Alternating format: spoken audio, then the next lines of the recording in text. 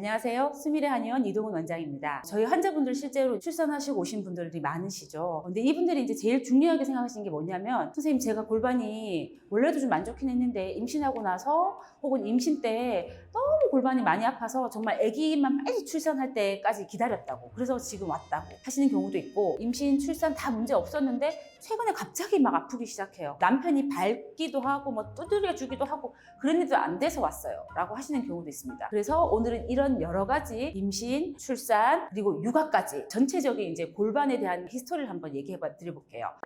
뭐 임신 전에 내가 자세가 뭐 나빴다, 좋았다 이런 거는 사실 그렇게 뭐 환자분마다 다 개별성이 있으니 그거는 일단 좀 놔두고요. 자, 임신이 이제 좀 돼서 유지가 돼서 한 8개월, 좀 빠르신 분들은 7개월쯤 되시면은 아기가 밑으로 이제 내려가기 시작해요. 그러면서 배가 많이 나오기 시작하는데요. 요럴 때 이제 골반이 요렇게 되는 경우는 골반이 토방경사 되는 경우고, 그다음에 요렇게 되는 경우는 이제 골반이 앞쪽으로 기울게 되는 전방경사의 경우죠. 임신 기간 동안에 골반 통증이나 어디가 아프면 아무도 치료를 안 해줘요. 이런 임신 전에 내 안에 내과적인 뭐 자궁이라든지 이런 부분만 검진을 할 게 아니라 아기가 이 살아야 되는 이 구조가 골반이라는 이 큰 구조잖아요. 하우스. 이 하우스가 튼튼한지, 어디가 아니면 약간 비틀어져 있는지를 한 번쯤 이렇게 점검을 한번 해보면 임신 때 엄마도 좀 편안하게 하고, 출산 후에 골반이 틀어져도 어느 정도까지는 내가 이게 통증이나 이런 것들을 좀 참을 수 있고, 그 다음에 바로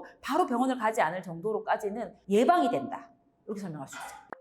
근데 이제 출산 때 다리를 이제 이렇게 조금 고정을 시킨 상태에서 뭐 허리를 뒤틀어서 낳았어요. 제가 아기를 몸을 뒤틀면서 출산을 하시다 보니까 아무래도 이때 좀 골반이 좀 많이 이제 틀어졌는데, 그래서 출산 후에 이제 이 틀어진 골반 때문에 통증이 생기는 경우도 있어요. 그러니까 출산의 그 자체의 문제 때문에. 또 한 가지는 이제부터 육아. 출산 후에 골반 틀어짐의 가장 큰 원인이 되는 것은 육아입니다. 지금 오늘은 오해하지 마시고 이 자체에 왜 내 골반이 문제가 되는지 의학적으로 그냥 설명을 드리는 거라고 양해해 주셨으면 좋겠어요. 육아를 하면서요, 보통 아기가 한 10kg 전까지는 아기를 안고, 그 다음에 뭐 생활하는 데에는 좀 문제가 없어요. 물론 이제 몸이 더 약한 엄마들 문제죠. 근데 아기가 10kg 이상 커지고부터는 아기를 이제 안기 시작하면 이제 힘든 거죠. 보통 아기들 다 앞으로 하잖아요. 그럼 이제 여기서부터 이제 허리가 문제가 되기 시작합니다. 자, 아기띠를 앞으로 해서 아까 제가 말씀드린 것처럼 이렇게 자세를 취하시는 분이 있고, 또 아기띠를 하고 이렇게 하시는 분이 있어요. 우리가 이제 한국에서 이제 많이 했던 포대기라고 그러죠. 업어주는 게 문제라고 했지만 사실은 이 없는 거는 어떤 의미에서는 엄마의 체형에서는 앞으로 하는 아기띠보다는 좀 나을 수 있다. 어쨌든 간에 이런 이제 과정 때문에 이제 골반이 앞으로 기운다든지 뒤로 빠진다든지 이제 문제가 되고요. 그 다음 또 한 가지가 수유. 특히 이제 한쪽으로 수유하시는 분들. 왼쪽에 아기를 안고 오른쪽으로. 왜냐면 엄마가 오른쪽으로 뭘 하면서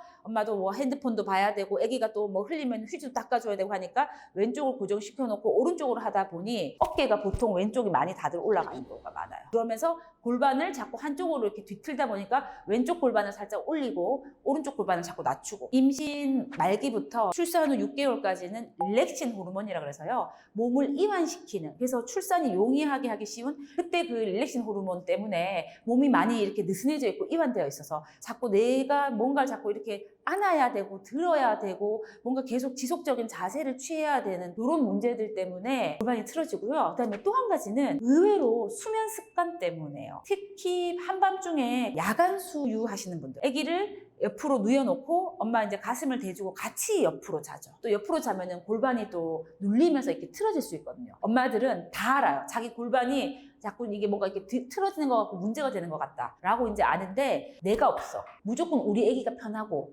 우리 아기가 모유가 잘 되도록 하는 자세. 그래서 엄마를 위한 자세가 사실 아무것도 없어. 아기 젖병 소독하고 아기 이유식 준비하고 또 뭐 이거 하고 저거 하고 하면 2시간에서 3시간을 서 있는데, 자, 키가 큰 분들은 싱크대 옆에 어떻게 서 있을까요? 자꾸 이렇게 되죠. 그렇죠.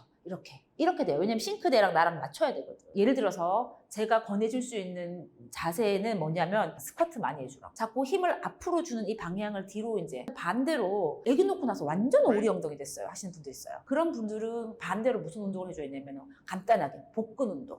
윗몸 일으키기.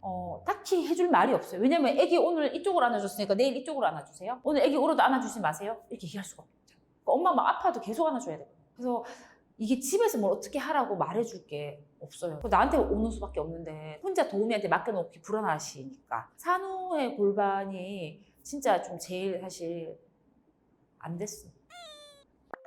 산후에는 사실 산후에 뭔가를 하신다는 거는 굉장히 어려운 일이거든요. 내가 돈이 있어도 못할 수 있어요. 왜냐? 육아를 도와주시는 분이 옆에 계셔도 보통 엄마들은 그분들하고 같이는 있지만 그분들한테 아기를 맡겨놓고 나오지는 않아요. 내가 그 돈이 있어도 내가 누군가 하셔도 절대적인 사람의 손이 있어야 되고 그 다음에 뭐 시간적인 게 있어야 되고 어쨌든 그래서 엄마들은 시간이 없기 때문에 제 개인적으로는 출산 후에 이제 교정을 하시는 분 대부분은 애들이 어린이집 갈 때쯤 와요. 최소 3세쯤 됐을 때. 진짜 통증이 심해가지고 오시는 분들은 어떻게 오시긴 하지만 대체적으로 제가 제일 많이 본 환자는 애가 어린이집 갈 때 오시거든요. 그러니까 말씀 이제 제가 정확하게 드리자면은 사실은 임신을 준비하신다고 할 때 한 번쯤 나를 위해서 내 골반이 어떤지를 먼저 조금 이렇게 점검 한번 해보시고 그러시고 나서 임신을 준비하시고 임신하시고 출산하시는 게 어떠신가.